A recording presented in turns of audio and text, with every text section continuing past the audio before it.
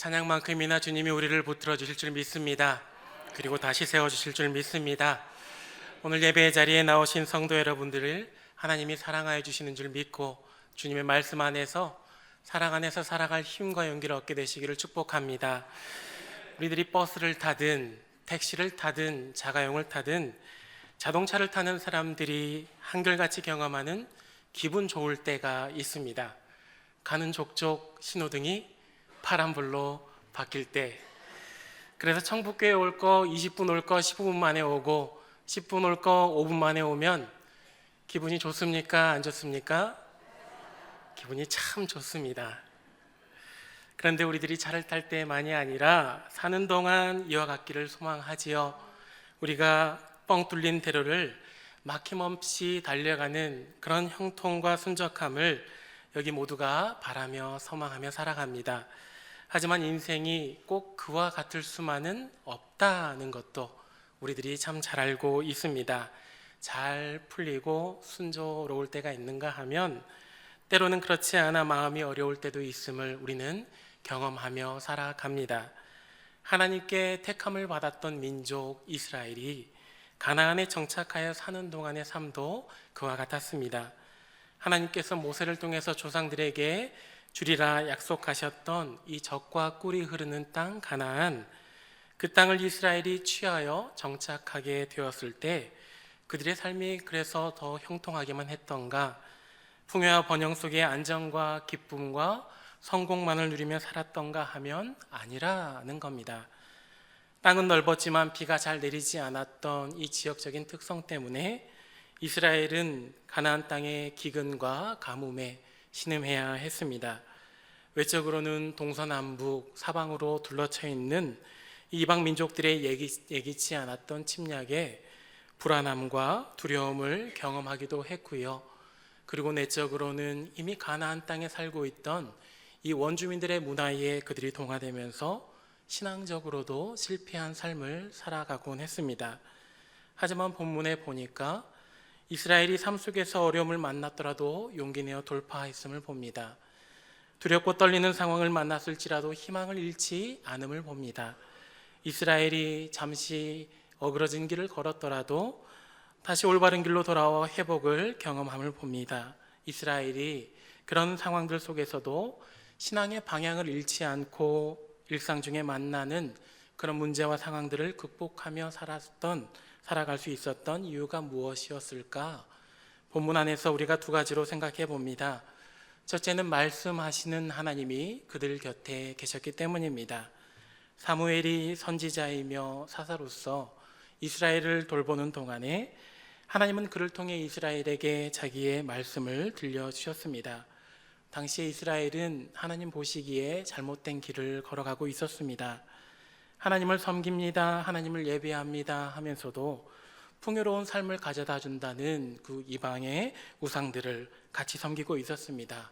점점 하나님으로부터 멀어졌고 점점 하나님과의 관계가 소원해지고 있을 때 하나님은 그것을 내버려 두지 않으셨습니다. 내버려 두실 수가 없었습니다. 사랑하는 자녀들이 잘못된 길을 걸어가면 어떻게 해요? 우리가 회초리를 들어서라도 참되거라 바르거라 훈계하는 것처럼 하나님께서도 자기의 백성의 그 걸음을 여호와의 선하신 뜻 가운데로 돌이키게 하셨습니다. 3절의 말씀이지요. 만일 너희가 전심으로 여호와께 돌아오려거든 이방신들과 아스타롯을 너희 중에서 제거하고 너희 마음을 여호와께로 향하여 그만을 섬기라. 그리하면 너희를 블레셋 사람의 손에서 건져내시리라. 사무엘을 통해 선포된 하나님의 이 말씀에 이스라엘이 믿음의 삶으로 반응을 합니다. 하나님과 우상을 동시에 섬겼던 두 마음을 버리고 마음을 온전히 하나님께만 쏟기로 결단을 합니다. 그동안 행했던 그릇된 행실과 거짓된 믿음들을 다 버리기로 작정을 합니다. 4절 말씀이지요. 이에 이스라엘 자손이 바알들과 아스타롯을 제거하고 여호와만 섬기니라. 어그러진 걸음을 하던 이스라엘이 올바른 길로 돌아올 수 있었던 까닭은 그들이 걷고 있는 지금 그 길이 잘못된 걸음임을, 잘못된 길임을 깨우쳐 주신 하나님의 말씀이 있었기 때문입니다. 그렇게 하나님이 택하신 백성들의 곁에서 때마다 일마다 말씀하시면서 그 걸음을 선하게 인도해 주셨기 때문에 이스라엘이 잘못된 걸음을 돌이키고 하나님의 백성으로서의 정체성을 회복하며 살아갈 수 있었습니다. 이와 같은 하나님은 오늘 이 시절에도 여러분 곁에서 말씀으로 동행하고 계십니다. 하나님께서 성도의 신앙 여정에 말씀으로 동행하여 주심은 자기 백성의 걸음을 생명과 안전과 그리고 행복으로 인도하시기 위해서입니다. 여러분, 여기 우리 모두는 매주 하나님을 예배하면서 삶의 자리로 돌아갈 때면 주님, 제가 그리스도인입니다 라고 고백을 합니다. 발딛고 서서 살아가는 그 삶의 자리에서 그리스도인답게 하나님의 백성답게 살기를 다짐하고 돌아가는 것이죠. 하지만 일상 중에 신앙을 지키며 사는 것이 여간 녹록지 않다라는 것을 우리는 또 경험하며 삽니다.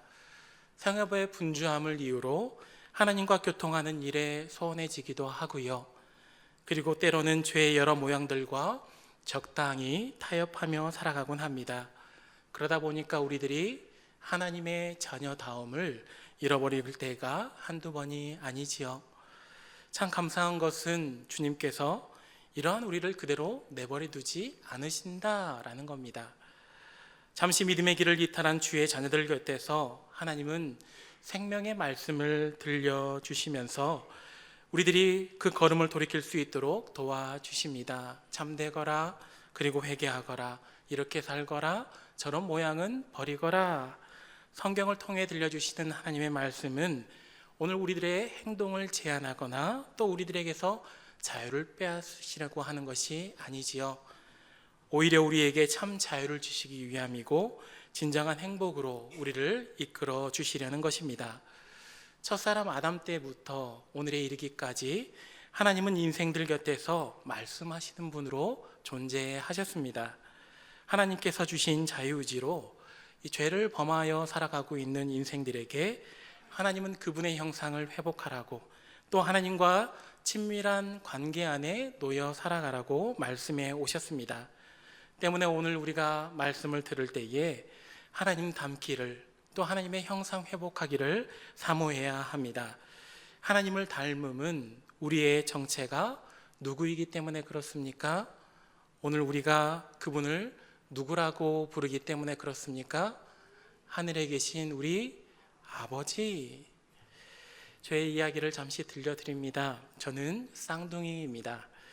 저랑 똑 닮은 사람이 대한민국 어느 한켠에 지금 살고 있습니다. 제가 쌍둥이라고 하면 여러 성도님들이 이런저런 질문을 하십니다. 목사님하고 많이 닮았어요? 그분도 목회하셔요? 말투나 성격도 비슷한가요? 그러면 제가 대답을 해드리지요. 제가 결혼할 때 한켠에 서 있던 동생이 축하한다는 인사를 많이 받았을 만큼만 닮았습니다. 목회는 저만 하고 있고요. 말투나 성격은 조금 다른데 제가 조금 더 고상하게 말하고 우아하고 지적이고 얌전합니다. 여러분, 제가 이렇게 말해도요, 쌍둥이니까 사실 거기서 거기예요. 그렇죠? 그런데 이런 쌍둥이도 또 닮은 사람이 있습니다. 저희 부모님입니다. 생김에 아버지를 닮았고 어머니를 닮았습니다. 말투나 하는 행동도 부모님이 하시는 것과 많이 닮았습니다. 우리 성도님들도 그러시지 않습니까? 엄마 아빠에게 그렇게 좀 하지 말라고 했던 그 옛 모습과 습관들을 나중에 본인들이 하고 있는 것을 깨닫게 될 때, 아, 천상 나는 엄마 아빠 아들이구나, 딸이구나 생각하시지요. 그래서 옛말에 그 부모의 그 자식이란 말이 있었나 봅니다. 여러분, 우리들은 하나님의 자녀니까 아버지라 부르는 하나님을 닮는 것이 마땅한 줄 믿습니다. 하나님의 자녀라 말하면서도 죄의 아비 사단의 완악함을 닮아서는 안 됩니다. 그 어그러진 길을 끝까지 따라 걸어서도 안 되고요. 참 아버지 되신 하나님과 소통도 단절되어서는 안 됩니다. 하나님은 그러한 우를 범하는 우리들을 돌이키시려고 이제도 말씀하여 주고 계십니다. 죄에서 돌이키라고, 회개하여 하나님의 형상을 회복하라고, 두 마음을 버리라고 말씀하신 그대로 살아가라고 성경의 이 말씀을 통해 우리를 깨우쳐 주고 계십니다. 자녀된 성도들이 잘못된 길 가지 않도록, 그리고 패망으로 걸어가지 않도록 오늘도 사랑으로 우리에게 말씀하여 주심이 성도된 우리 모두에게 은혜이고 축복이 되는 줄로 믿습니다. 사랑하는 여러분, 하나님께서 생명력 넘치는 주의 말씀으로 여러분의 길을 지도해 주실 때 여러분들이 진정성 있는 믿음의 삶으로 응답할 수 있기를 기도합니다. 이스라엘이 여호와 하나님의 말씀 앞에서 그 두 마음을 버리고 우상들을 버리고 하나님만 섬기기로 새롭게 결단했던 것처럼 여러분의 심령 안에도 하나님의 말씀을 들을 때에 말씀 듣는 대로, 하나님 말씀하신 대로 잘 살아내야지, 주님 뜻대로 잘 살아봐야지 새롭게 결단하는 은혜가 있기를 축복합니다. 무엇보다도 하나님께서 말씀을 받는 그 여러분들의 마음밭을 옥토와 같이 기경하여 주시기를 기도합니다. 그래서 말씀이 심겨진 여러분들의 그 삶에 선한 변화가 나타나고 또 하나님의 자녀다움이 온전히 회복되어 사는 동안 하나님과 화목을 이루어 살아가게 되시기를 주님의 이름으로 축원합니다. 이스라엘이 신앙의 방향을 잃지 않고 삶의 문제와 상황들을 극복하며 살아갈 수 있었던 이유 두 번째는 그들의 삶에 개입하여 주시는 하나님이 계셨기 때문입니다.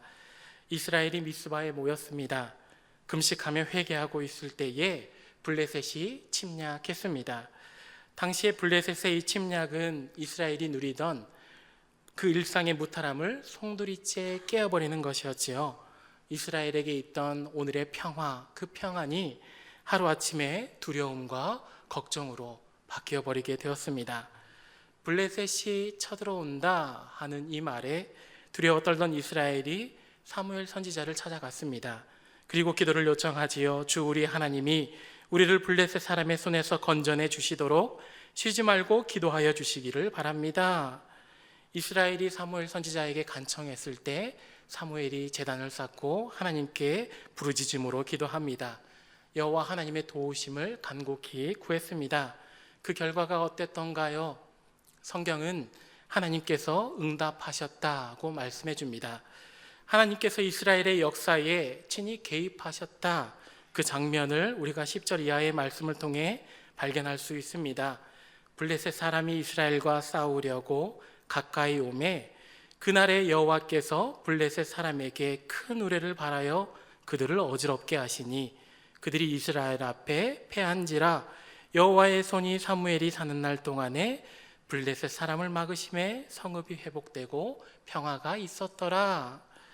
예기치 않았던 이 블레셋의 침략은 분명 이스라엘에게 있어서 고난이고 또 역경이었습니다. 두렵고 괴로운 일이었습니다. 죽느냐 사느냐의 문제였습니다. 그렇기 때문에 이스라엘은 하나님을 더더욱 찾았습니다. 자기들이 어찌할 수 없었기 때문에 소망을 하나님께 두고 전능의 하나님께 의뢰했습니다. 이에 하나님이 응답하셨습니다. 처음부터 이스라엘의 곁에 계셨던 이 하나님께서 하나님의 이름을 부르며 나오는 자들을 위해서 하늘문을 여시고 권능으로 역사해 주셨습니다. 자기의 약함을 고백하면서 크신 하나님께 도움을 구하여 나온 자들을 위해서 그들 가운데 나타나 은혜로 일하시며 의뢰하는 자들의 그 걸음을 견고하게 하셨습니다. 어려움을 만난 이스라엘이, 두렵고 떨리는 이 상황을 만난 이 이스라엘이 그 모든 어려움들을 극복하고 돌파할 수 있었던 까닭은 전능의 하나님께서 자기 백성의 연약함을 아시고 그 삶에 친히 나타나 개입하여 주심으로, 간섭하여 주심으로, 권능으로 일하여 주심으로 그들이 능히 이겨낼 수 있었던 겁니다. 이와 같으신 하나님은 오늘 연약함을 가진 여러분들의 삶 속에서도 동일한 은혜로 역사하시는 줄 믿습니다. 주의 이름을 부르며 간구하는 성도들의 그 삶에 주님이 친히 나타나시고 간섭하여 주셔서 권능으로 이제도 하나님의 은혜의 일들을 나타내 보여주시는 줄 믿습니다. 하나님께서 유약한 인생들, 그 일생에 개입하심은 자기의 백성들을 사랑하시기 때문이고 또 하나님의 하나님 되심을 알게 하여 주시기 위해서입니다. 신앙 안에 살아가고 있는 우리들이 분명히 기억해야 할 한 가지가 있습니다. 우리가 섬기고 예배하는 하나님은 이 세상과 사람을 만들어 놓고 끝, 하늘 너머에서 너희들끼리 한번 잘 살아봐라, 그렇게 말씀하고 끝내시는 무관심한 분, 무책임한 분이 아니라는 겁니다. 만유의 주가 되시고 또 우리가 아버지라고 고백하는 하나님은 세상과 사람을 만드시고 그분의 질서 안에서 다스리고 계시되, 특히나 그리스도의 피값으로 사신 하나님의 자녀들에게 누구보다 큰 관심을 품고 은혜로 돌보아 주시는 사랑의 주가 되시는 줄로 믿습니다. 그런데 가끔 이렇게 말씀하시는 성도님들이 계십니다. 하나님은 다른 사람들은 다 사랑하시는데 나에게만큼은 아니신 것 같아요. 다른 성도의 기도는 다 들어주시는 것 같은데 내 기도 안 들어주시는 거 보면 주님은 나에게 관심이 없는 것 같습니다.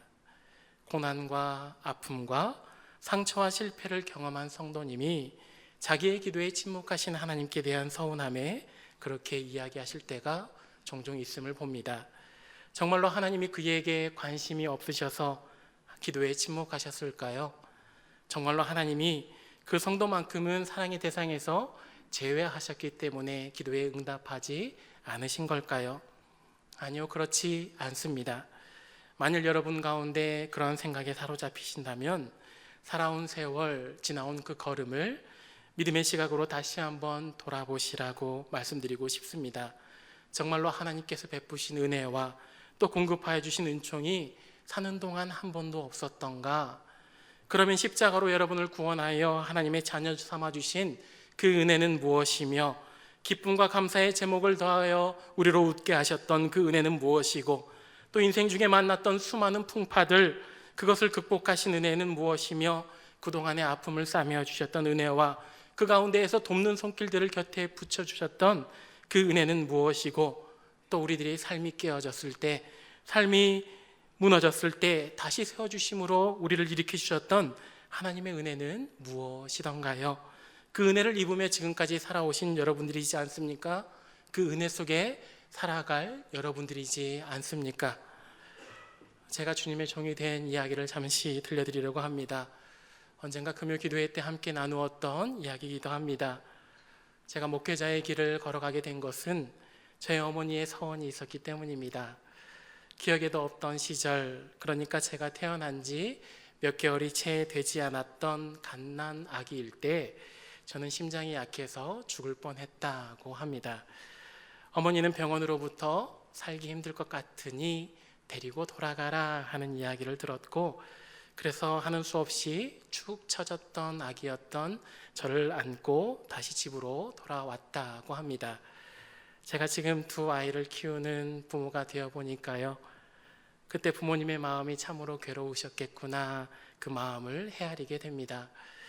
죽어가는 아이를 살리고 싶은 간절함에 어머니가 그렇게 하나님께 매달려 기도했고, 기도 중에 이 아이 살려주시면 하나님의 종으로 바치겠습니다 하는 서원을 하셨다고 합니다. 그 이후로 정말로 놀랍게도 기적같이 제가 다시 건강을 회복하게 되었고, 어머니는 기도의 응답으로 살게 되었으니까 너는 하나님의 종이 되어야 한다, 그렇게 늘 말씀하셨습니다. 그런데 여러분, 이것이 저의 어머니의 고백일까요? 저의 고백일까요? 어릴 적부터 너는 주님의 종이 되어야 한다, 그 말을 어머니께 쭉 들으면서 자라다 보니 막연히 그래야 되는구나 생각하며 성장했습니다. 그런데 저에게도 사춘기가 찾아왔고 진로를 조금 더 진중히 고민하게 되었을 때 하나님께서는 그 어머니의 서원이 저의 고백이 되게 하시는 은혜의 사건을 경험하게 하셨습니다. 중학교 2학년 시절에 학교에서 소풍을 다녀온 뒤에 얼마 지나지 않아서 무릎이 점점 아파오기 시작했습니다. 괜찮으려니 했지만 걷는 게 온전하지 않을 만큼 더 아파져서 목발을 짚어야 했어요. 그 시간에 조금 더 나아지려니 했는데 통증이 더 심해지고 고통의 부위가 더 넓어져서 서 있는 곳조차 불가능하게 되었습니다. 누워서 잠들어 뒤척이다가 통증이 심해 깨기를 참 여러 번 반복해야 했고, 손가락과 발가락 그 마디마디 관절이 틀어지면서 기형이 찾아오기도 했습니다. 다니던 학교를 휴학해야 했습니다. 병원에 입원해야 했고 치료를 시작했습니다. 거동이 불편해서 그때 휠체어가 아니면 이동을 할 수가 없게 되었습니다. 병원에서는 이런 제 병이 희귀성 난치성 질환인 점점 뼈가 굳어가는 강직성 척추염이라고 했습니다. 뭐 이런 게 다 있나 싶었습니다. 걷지 못하는 그 시간에 제가 하나님을 원망했을까요? 안 했을까요? 다 많이 했습니다. 목회자라고 하나님을 원망하지 않았던 것이 아닙니다. 왜 아파해야 하는지 모른 채 힘겨워했던 그 시간에 어머니가 저에게 이렇게 말씀해 주셨습니다. 재현아, 하나님께서 너에게 간증할 일을 주시려는 거야. 저희 어머니 믿음이 참 좋으셨지요. 분명 자식의 큰 아픔을 곁에서 지켜보는 어머니의 그 마음이 누구보다 아팠을 텐데 그때 어머니는 믿음으로 저를 붙잡아 주셨습니다. 그 가운데 치유의 능력으로, 하나님의 능력으로 선하게 응답하신 하나님의 은혜로 저는 다시 걷고 뛰고 운동하는 건강을 회복할 수 있었습니다. 어머니의 기도가 있었고요. 참 많은 성도님들의 중보 속에서 하나님이 응답해 주셨습니다. 그래서 아팠던 몸 지금은 괜찮냐고요? 여전히 저의 치료는 현재 진행형입니다. 정기적으로 병원을 가서 검사를 받고 처방을 받고 있습니다. 아이고, 하나님 고쳐주시려면 좀 깨끗하게 완벽하게 고쳐주시지.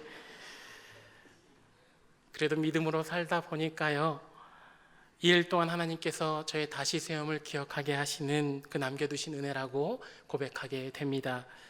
이제 이 일로 더 이상 하나님께 구하지 않습니다. 저의 약함을 통해 일하신 하나님을 충분히 증거할 수 있기 때문에 그렇습니다.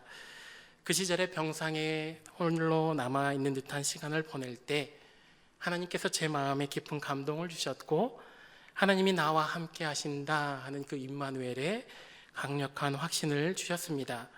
감동과 확신을 주신 이 하나님을 경험하고 나니까요, 하나님을 원망했던 일들이 다 회개하게 되고요. 그래서 어머니의 소원이 저의 고백이 되게 하시더라고요. 하나님이 저를 살리셨으니까 하나님의 뜻 가운데로 사용해 주십시오. 지금 생각해보면 이것도 성령님의 강권적인 은혜였다고 생각을 합니다. 그 고백 위에 목회자의 길을 훈련받으면서 여기까지 왔습니다. 지금까지 지내온 모든 것이 그래서 하나님의 은혜였다고 하나님과 또 성도 여러분 앞에서 다시 한번 고백하게 됩니다. 사랑하는 여러분, 하나님께서는 이런 은혜를 저에게만이 아니라 하나님의 자녀된 여러분들의 삶에도 동일하게 부어주셨다고 생각합니다. 여러분의 삶에도 하나님의 살아계심을 알게 하시는 그 은혜와 사랑의 역사를 하나하나 담아주셨다고 생각을 합니다. 어떤 때는 기쁨의 감사의 그 큰 역사로, 또 어떤 때는 아픔과 고통에서 다시 일으켜주신 그 은혜의 역사로 그렇게 하나님의 살아계심을 깨닫게 하시고 하나님의 동행하심을 알게 하신 믿음의 이야기를 여러분 각 사람의 삶 속에 담아주셨으리라 확신을 합니다. 제가 이렇게 확신할 수 있는 이유는 여러분을 향한 하나님의 사랑이 진실하심을 믿기 때문이고 또 언제나 우리와 임마누엘로 함께 하겠다는 하나님의 약속을 신뢰하기 때문입니다. 하나님이 내 기도에 침묵하셨다고 하나님이 여러분을 사랑하지 않는 것이 아닙니다. 내가 하나님을 다 이해할 수 없어서 섭섭하다고 하나님이 여러분에게 관심 없으신 것이 아닙니다. 하나님은 신실하신 분이시지요. 내신 약속, 그 사랑의 언약은 한결같고 변함이 없는 줄로 믿습니다.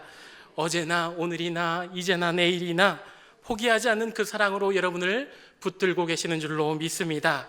사랑하는 여러분, 두려움과 답답함과 한숨과 근심이 우리의 인생 중에 왜 없겠습니까? 그러나 그런 문제들을 만나더라도 여러분 힘을 내시기 바랍니다.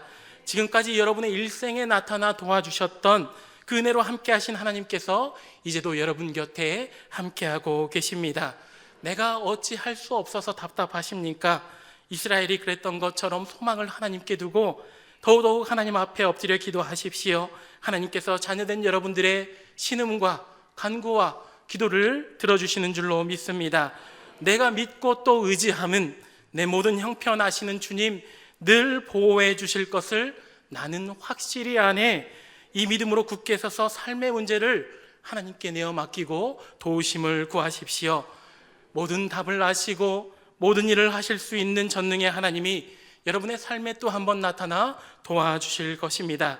오늘 여러분의 형편을 누구보다 잘 알고 계시는 하나님 아버지께서 여러분의 삶 속에 간섭하시며 또 은혜의 새 역사로, 놀라운 권능의 역사로 일하여 주시기를 축복합니다. 그래서 인생 중에 찾아온 모든 문제들, 마주한 상황들 하나님의 힘입어 넉넉히 이겨내고 마침내 주로 인해 승리하였노라 고백하는 믿음의 인생들 다 되시기를 주님의 이름으로 축원합니다. 말씀을 맺겠습니다. 택한 백성 이스라엘을 위해 생명의 말씀과 권능으로 그 역사하신 하나님께서는 죄 많은 시절 그리고 불확실한 내일의 두려움으로 살아가는 이 시대의 성도들을 위해 여전히 선한 인도하심의 은혜와 돌보심의 은총으로 함께하고 계십니다. 사랑하기 때문에 방치할 수 없고 연약하기 때문에 구원해 주시려고 하나님이 그렇게 여러분의 삶 속에 말씀과 권능으로 일하고 계십니다. 이와 같으신 하나님을 삶의 중심에 모시고 사는 천국의 모든 성도 될 수 있기를 기도합니다. 생명의 말씀에는 청종하는 그 믿음으로 응답하고 권능으로 돌보아 주신 그 은혜에는 감사의 기념비를 쌓아 하나님께 영광 올려드리며 사는 믿음의 사람들 되십시오.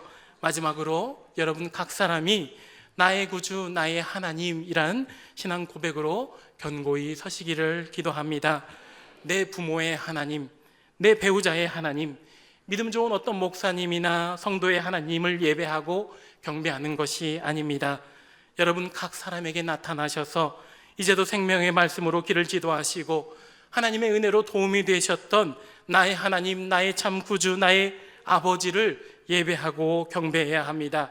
생명의 말씀과 은혜의 역사로 여호와의 동행하심을 알게 하신 우리 주 하나님, 나의 주, 나의 하나님을 그렇게 믿음으로 고백하면서 그 온전한 신앙 고백 갖고 이후로도 참되게 하나님 예배하여 살아가는 믿음의 백성 되시기를 주님의 이름으로 축원합니다. 기도하겠습니다. 사랑의 하나님 아버지 감사합니다. 저희를 하나님의 자녀 삼아주시고 생명의 말씀과 권능으로 오늘도 저희와 함께하여 주시니 감사합니다. 말씀을 듣는 저희들이 주님의 기뻐하시는 뜻 가운데 마음을 두고 살아가게 하시옵고 하나님께서 원하시는 걸음 할 수 있도록 성령님 인도하여 주시옵소서. 여리고 약하기만 한 저희들의 형편을 주님께서 세밀히 살펴주실 때 저희들은 주님의 깊은 사랑에 감격하며 감사와 찬송으로 또 올바른 믿음의 고백으로 주님께 영광 돌리며 살아가게 하시옵소서. 예수 그리스도 이름으로 기도드리옵나이다. 아멘.